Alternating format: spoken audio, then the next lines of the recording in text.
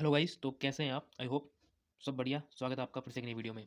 वैसे गाइस बढ़िया तो कहाँ ही होंगे, क्योंकि जो सिचुएशन अभी चल रही है भाई एसएससी में, उसके हिसाब से लगता नहीं है कि एसएससी स्टूडेंट्स को बढ़िया रखने में ज़्यादा इंटरेस्टेड है। तो अभी कल परसों एसएससी सीजीएल 2025 की मेंस के आंसर की आउट हुई थी, कल शाम को आई थी, लेट नाइट में। तो क्योंकि काफ़ी टाइम हो गया था, 10-15 दिन हो गए थे, तो सब ये सोचे थे भाई कब आएगी, तो कल शाम को उन्होंने डाल दी। और जैसा कि एज एक्सपेक्टेड था कि कुछ ना कुछ सरप्राइज़ देगा वो। अपने अपने को मतलब कहते हैं ना, वो धप्पा करते हैं, तो वो कर दिया भाई। तो भाई सीधी सी बात ये है, सीजीएल के आंसर की आई थी। ठीक है, सब सोच रहे थे भाई ठीक है, नंबर वगैरह चेक करेंगे। पहले की तरह एसएससी ने इस बार थोड़े क्वेश्चन गलत कम पूछे हैं, पूछे तो हैं लेकिन पहले से कम है। अब तक जहाँ जो भी एक रफ आइडिया लग पाया है उसके हिसाब से, तो उसमें ज़्यादा गलत क्वेश्चन नहीं पूछे हैं ना। तो एक तो ये थोड़ा-सा, जैसे मैथ में सिर्फ 1 क्वेश्चन गलत है, 1 या 2 क्वेश्चन ही गलत है मैक्सिमम, और रीजनिंग के लगभग सारे क्वेश्चन ठीक है, उसमें नहीं है। और इंग्लिश में भी लगभग सारे क्वेश्चन ठीक है, और इंग्लिश का इस बार सही था, मतलब मामला ये बैलेंस पेपर बनाया था, लेकिन बच्चों के नंबर फिर भी ठीक है उसमें। और इसके अलावा जीके थी, वो भी भाई काफ़ी इजी बनाई थी, मतलब उसमें भी बच्चों के बहुत नंबर आए, खींच के नंबर आए, मतलब कोई ऐसा वो नहीं है कि भाई बच्चों के नंबर कम आ रहे हैं। सब चीज़ ठीक ही थी यहाँ तक तो, है ना। लेकिन इसके बाद एसएससी को जो कहते हैं ना, वो एक मतलब बच्चों को सरप्राइज करने की या बच्चों को चौंकाने की बहुत बढ़िया आदत होती है। क्योंकि ये वाला सीजीएल मेंस भाई मैंने भी दिया था, मेरा भी स्कोर कार्ड मैं शेयर करूंगा आपके साथ। लास्ट टाइम भी दिया था, इस बार भी था। इस बार आपको मतलब इसके बारे में मैंने भी दिया था, लेकिन मैंने प्रॉपर तैयारी करके नहीं दिया था, क्योंकि मैं भी इस समय करंटली एक जॉब में हूँ। तो ज़्यादा मेरे को अभी नया लगा था, मतलब ज़्यादा टाइम नहीं हुआ मेरे को, 2-3 मंथ ही हुए, तो इस वजह से मैं उसमें इन्वॉल्व रहता हूँ, और मेरे को टाइम थोड़ा सा लिमिटेड मिल पाता है। इस वजह से मैंने 100% प्रिपरेशन के साथ नहीं दिया था, लेकिन फिर भी मैं एग्जाम देने गया था, क्योंकि मेरा प्री क्वालीफाई हुआ था। तो मैंने सोचा भाई एग्जाम तो देते हैं, तो वो मैंने दिया था। लेकिन हुआ क्या, मैं मैथ्स देके आया था भाई। तो ठीक है भाई, ठीक थी, उसमें मैंने 25 क्वेश्चन अटैम्प्ट किए थे। 25, हाँ 25 किए थे, 5 मैंने छोड़े थे क्योंकि प्रैक्टिस नहीं थी, तो इतना मेरे से नहीं बैठा वहाँ पे सिस्टम। क्योंकि देखिए सीधी सी सारी बात ये है कि सारी चीज़ें प्रैक्टिस का खेल है, जितना आपकी प्रैक्टिस होगी आपकी मतलब एक्यूरेसी स्पीड उतनी बढ़ जाती है। इसके अलावा रीजनिंग में मैंने आउट ऑफ आउट अटैम्प्ट किए थे, और मैं अभी आपको मेरे स्कोर कार्ड भी शेयर करूँगा, क्योंकि देखो मेरे थोड़ा मतलब ये था कि मैंने उसको कंटिन्यू नहीं किया था, तो इसलिए दिक्कत हुई थी।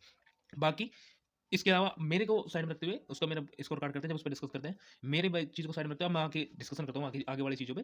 तो देखिए भाई, मैक्सिमम जो कैंडिडेट्स थे वो भाई प्रिपरेशन कर रहे थे काफ़ी लंबे टाइम से। तो सबको लग रहा था कि भाई ठीक है, सारी चीज़ें बढ़िया होंगी, बढ़िया पेपर आया है, मतलब सारी चीज़ें बैलेंस है, तो ज़्यादा दिक्कत आएगी नहीं। तो 4 सब्जेक्ट तो मैंने बता दिया था कि वो एवरेज थी। लेकिन मतलब जो है जैसा होना चाहिए वैसी थी, बैलेंस थी पूरी चीज़। लेकिन भाई एक सब्जेक्ट होता है कंप्यूटर, जो कहते थे ना पहले कि कंप्यूटर कंप्यूटर इंसान मतलब आगे फ्यूचर में जॉब खा जाएगा। तो हमें तब पता नहीं था कैसे खा जाएगा, लेकिन एसएससी ने बता दिया कि कंप्यूटर कैसे लोगों की जॉब खा जाएगा। तो भाई कंप्यूटर है ना, वाक़ई इतने बच्चों की जॉब खा चुका है, जो वाक़ई डिज़र्विंग कैंडिडेट्स थे, जिनके नंबर 310, 350, 340, 320, 330, 357, 361, मतलब 361 जिस बच्चे के नंबर, आप समझ रहे हो किस लेवल की तैयारी थी, किस लेवल पे उसने एग्ज़ाम की प्रिपरेशन की है। और वो एक क्वालीफाइंग सब्जेक्ट मतलब जिसको सिर्फ़ आपको क्वालीफाई करना है, जिसके नंबर आपके ऐड नहीं होते, उसमें सिर्फ़ आपको ये सिद्ध करना होता है कि हाँ भाई, आप इस सब्जेक्ट की नॉलेज रखते हो। As a as a general, मतलब ऐसा नहीं है कि आप उसमें मास्टर होने चाहिए। क्वालीफाई सब्जेक्ट था भाई साहब। जो पेपर बनाया उन्होंने कंप्यूटर का, मैं खुद देके आया था। मैं खुद, मेरा जो डिपार्टमेंट है मैं उसमें काम कर रहा हूँ, उसमें कंप्यूटर का थोड़ा वर्क कर पड़ता है। तो कुछ चीज़ें जैसे मेरे को पता थी, तो मेरे को थोड़ा सा, मेरे को एक आध उसमें क्वेश्चन बने मेरे से तो। लेकिन फिर भी इतने बढ़िया लेवल का कंप्यूटर पूछा था भाई।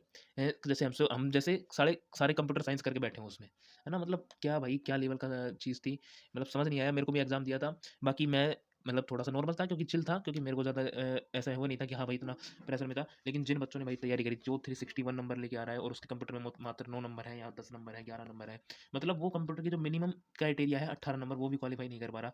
तो उनके लिए क्या चीज़ें होती होंगी, उनके ऊपर क्या बीतती होगी, क्योंकि आप सिर्फ एक डिसाइडिंग मतलब एक क्वालीफाइंग सब्जेक्ट की वजह से आपने जो मेहनत करी वो सारी बेकार हो गई भाई।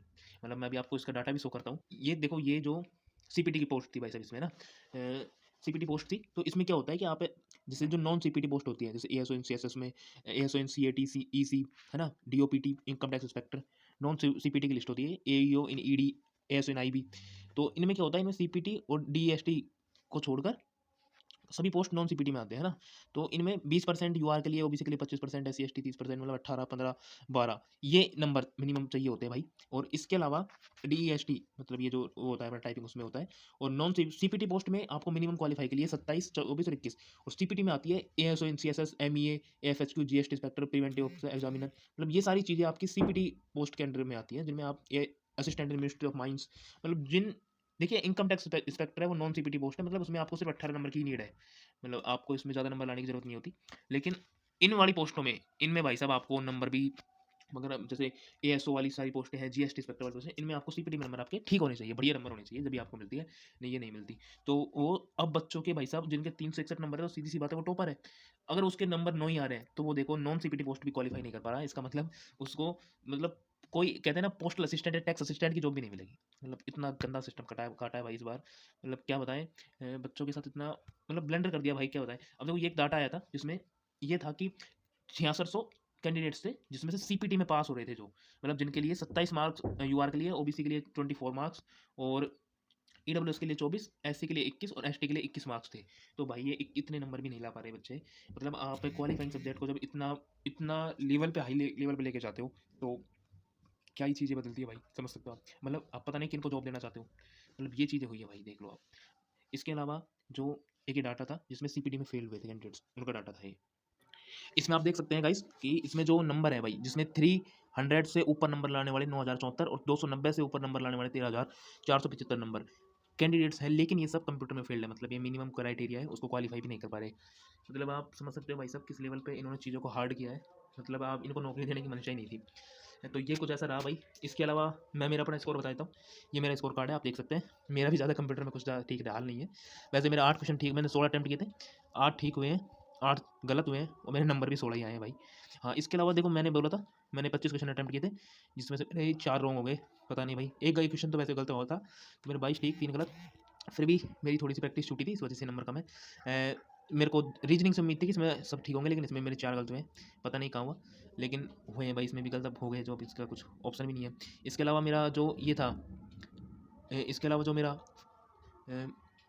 ये था इंग्लिश, इसमें मेरे 39 सही, 6 गलत है। और इसमें जीके में मेरे 21 अटैम्प्ट किए थे, 4 छोड़े थे, जिसमें से 11 सही, 10 गलत है। तो ओवरऑल मेरा स्कोर ज़्यादा ठीक नहीं रहा भाई, 267, मतलब रोस्ट स्कोर था भाई अब तक का मेरा, क्योंकि लास्ट टाइम मेरे 328 था।